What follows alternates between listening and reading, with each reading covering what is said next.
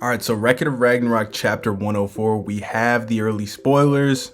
This is going to be a shorter chapter. It's only about 30 pages, but it is a very good chapter. As always, make sure you subscribe, drop a like to stay on this side of the Record of Ragnarok algorithm, of course, when the actual chapter drops. The full breakdown will be up. You don't want to miss that, as well as plenty of other content. Also, shout out to the members. We got some new members last month, so thank you guys for all the support. Spoilers are courtesy of this account on X, and away we go. So we're picking up right kind of where we left off. Obviously, last chapter we saw that Loki took the form of a rabbit. He was behind Simo. It looked like he had the upper hand. He was going to try to get a sneak attack off. Now we see the aftermath of the shot that Simo landed on Loki, or air quote Loki. Obviously that is a clone. That wasn't the real Loki, as we found out last chapter. And we basically see that the clones are starting to fade away. We see this smoke coming off the Jester's ring. Now the crowd is believing that Loki is actually gone. They're saying things like, how could Loki have been overwhelmed this badly? Simo's got insane power, all these things. The typical crowd dialogue. We get this epic panel of Simo and a really cool panel of Loki behind Simo. This is a beautiful shot right here. Basically though, Loki is going through a dilemma. Some would maybe believe that Loki might, underestimate Simo and just like jump out there. Loki is too smart for that.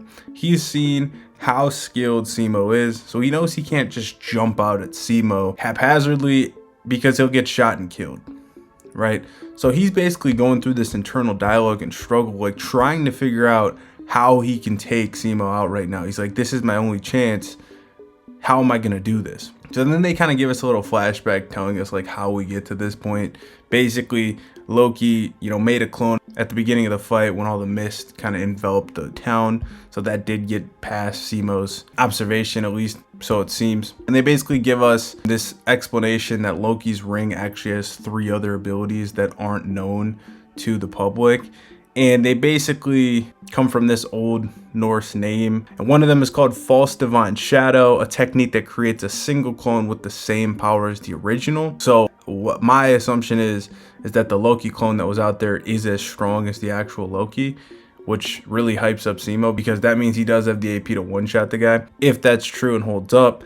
The second ability is a power that links the user's consciousness with that of a created copy, allowing them to share vision. So that's how he's able to like pinpoint Simo's location. We assume that's called Peephole of the 9 Realms.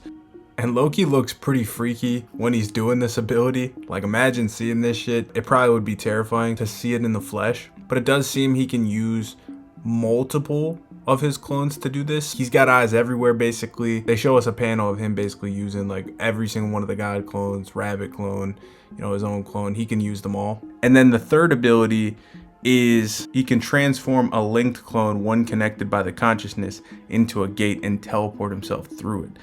This is an OP ability, so he can teleport through whatever clone he has linked, called the Gate of Rebirth, the portal of reincarnation. So that explains how Loki was able to pull this off. It really paints a picture as to how deadly this guy is. He's got eyes everywhere, and he can take a gateway through basically any of those eyes anywhere on the map because there's no range that's specified here, at least for now. But Loki is still stressing. You can see visible sweat all over his face. He thought that he had the perfect battle plan, but he miscalculated. Simo's abilities far exceeded his expectations, and even his own clone was taken out. This is truly an opponent he'll to pick to counter him. Loki starts speaking aloud, talking about how is he going to pull this off, basically saying he has to go retrieve the ring off the corpse of his Loki clone so he can use his abilities to the utmost effect. But how is he going to do that? Simo won't look away. He's making absolute sure that the kill is confirmed. All these things are going through his mind. It shows us like this montage that really illustrates what he's going through in this moment to have to tactically come up with a plan to take out Simo. So he's thinking all this through and he's like, all right, I have to finish this with my own hands. Isn't that right, Hilda? And basically they say that like within this moment of like absolute panic, so to speak, of like, how is he going to do it? He basically like surpassed his limits. As he says, Hilda, watch me, I'll stake my life too. You see him resolve himself. All this mist starts enveloping him. Simo still has no idea he's behind him, by the way. And this awesome quote that says, those driven to their absolute limits can at times achieve an unbelievable evolution in an instant. So like I'm saying, he's pushing past his limits here. That truth holds for both humans and gods alike, and now the strongest trickster in the heavens unleashes the ultimate trap of his divine existence. At that moment, we see that Simo notices something behind him. It is a Hercules clone. The Hercules clone starts rushing toward him. It's obviously coming from where Loki just was. Simo obviously turns quickly, takes a shot, sacrifices his spleen this time, and takes him out. Probably, he probably should have used the spleen earlier if he still had it, but nevertheless, he did use that now with an attack called Breath of Spirit. There's the Finnish name. It's also interesting to note that, Simo, he names his techniques after Finnish gods. We haven't seen any Finnish gods though in the series. It's also specifically noted that Simo loaded, aimed, and fired within 0.5 seconds. So it kind of sets the standard as to how fast you have to be to potentially blitz him or get past this shot. And because of what they just said earlier about Loki, and they mentioned that quote of humans and gods alike, when pushed to the absolute brink, they can exceed their limits. Maybe that's foreshadowing for Simo doing this quicker later. We'll have to find out. So when he takes this shot, he says the number 3. This is the 3rd shot he took. But at that moment, from behind the defenseless sniper, 2 other clones emerge. So there's a Thor one, or we don't know if it's a clone specifically, but there's a Thor one. This time there's lightning coming from Mjolnir, and it looks to be Loki jumping up. So did he teleport? What was the case? Did he have to go get that ring? Because it seemed like he wanted to go pick up the ring from the dialogue earlier.